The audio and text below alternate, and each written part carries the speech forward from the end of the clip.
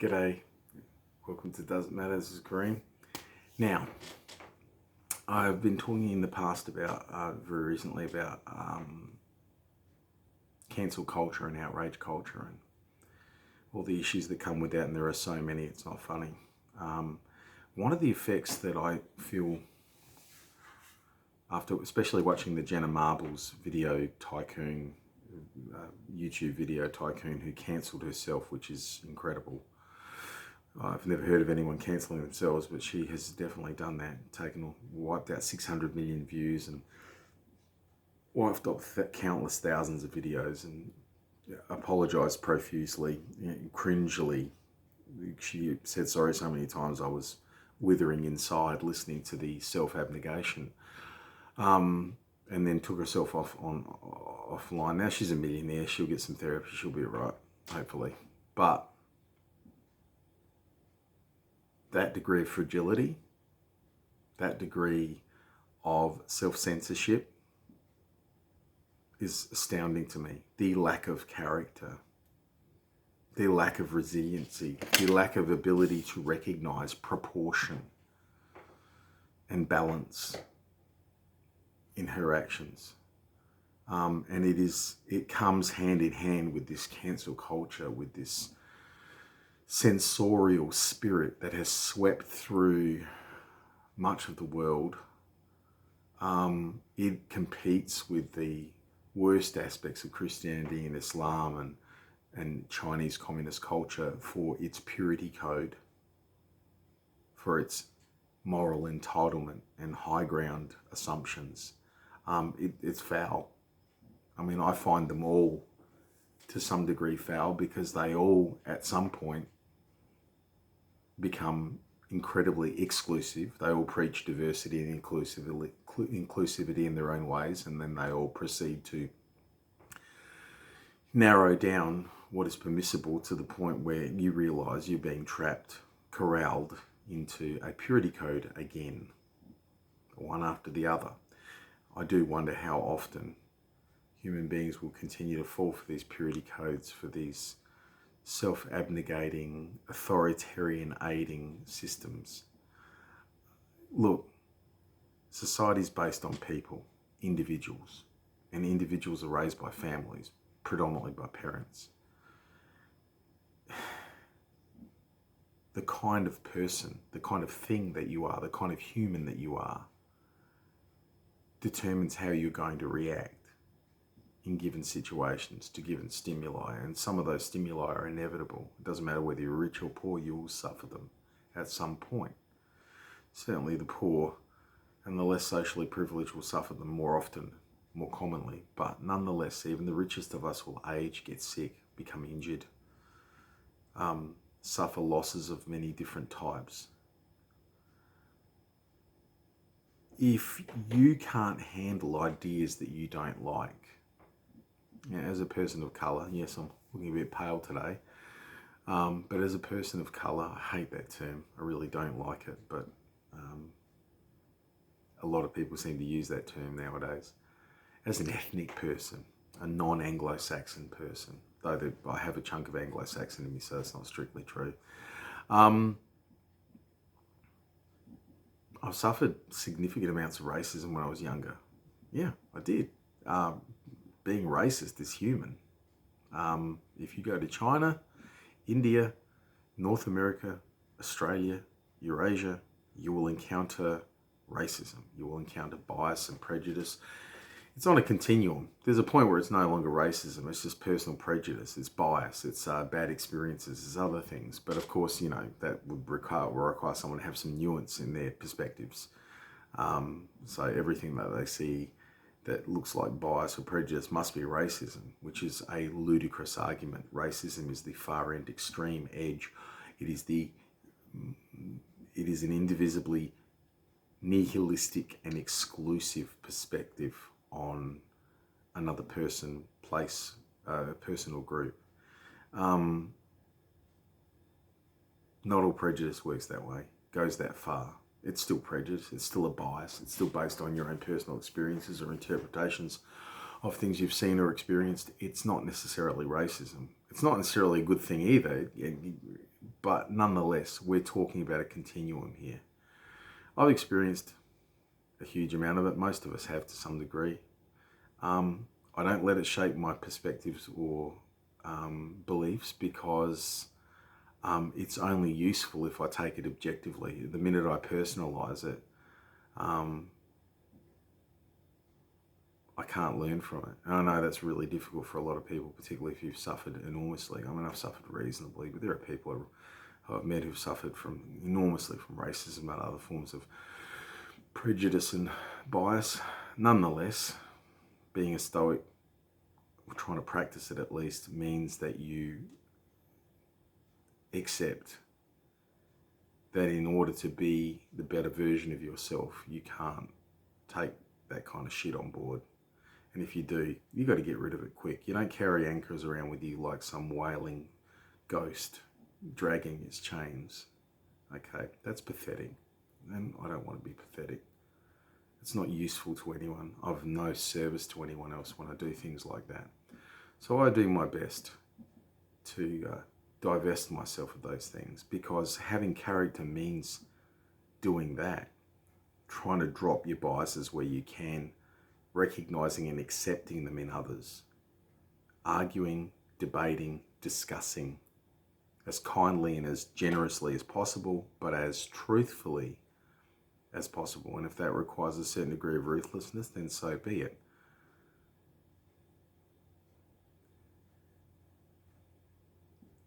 In life, relationships end, causing some of the worst pain that anyone will ever feel. You lose people. There are people who've died in my life. I miss them now. I miss them when it first happened. I miss them as much now. I will miss them forever. There are people who I have fallen out with in friendships. Almost as bad. Painful. Nasty. Anti-amicable endings. Horrible endings. And I miss those people, some of them anyway, enormously too. You lose things. You lose. You compete in sport. You don't always win. You lose, and it fucking hurts. It kills you. You train so hard, and you're still lost. And your self-worth is held up like a dirty dish towel for everyone to see, as far as you're concerned. Held up, and it's wanting. And you have to live with that. You have to breathe and accept that you fell short. You did your best, but you fell short. And you have to live with that, and you have to still be a mature and sound human being and be of service to those around you. You got to shed your tears, then wipe them, and get on. And you've got to do that habitually, routinely.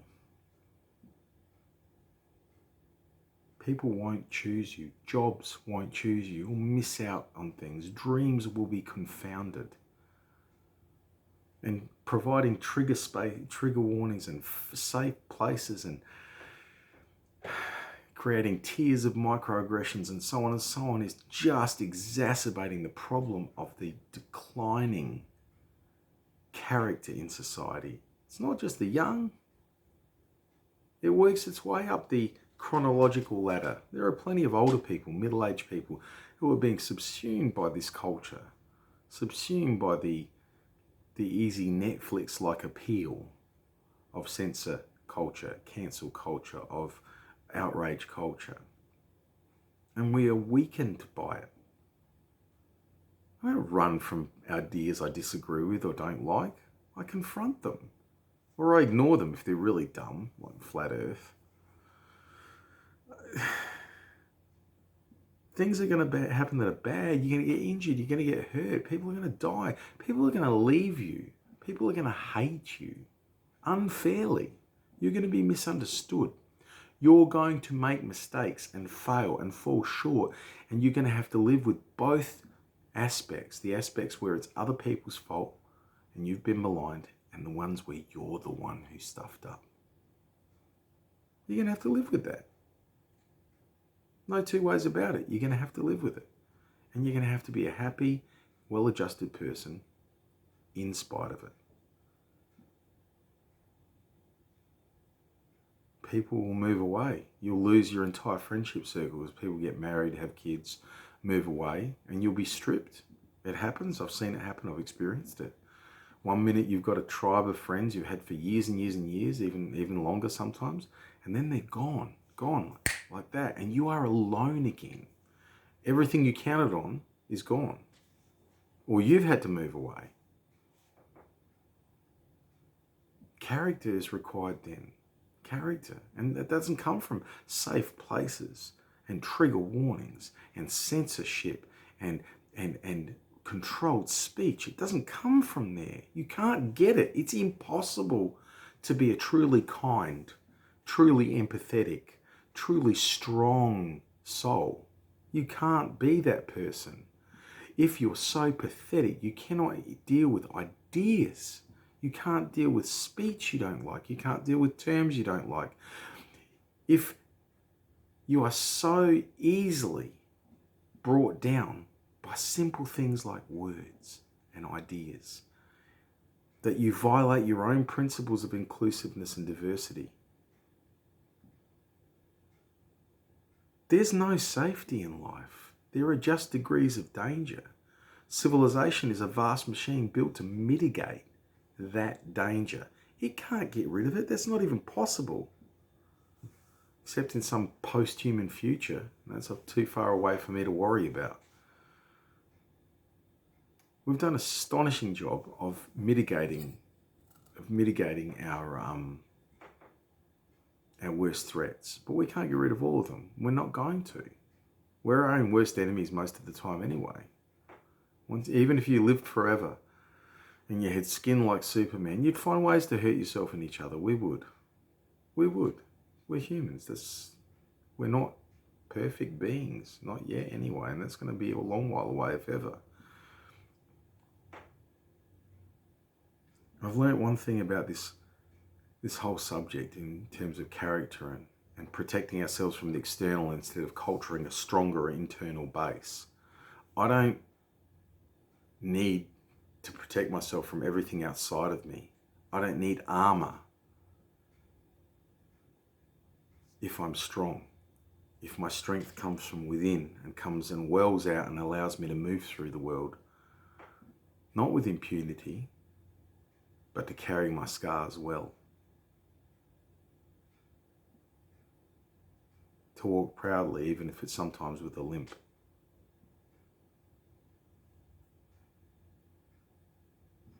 People who can't control themselves invariably seek to control others. Don't let those people control you. Don't let anyone control you. Listen to everyone. Take stock. Consider. Contemplate. Socrates said 2600 BC.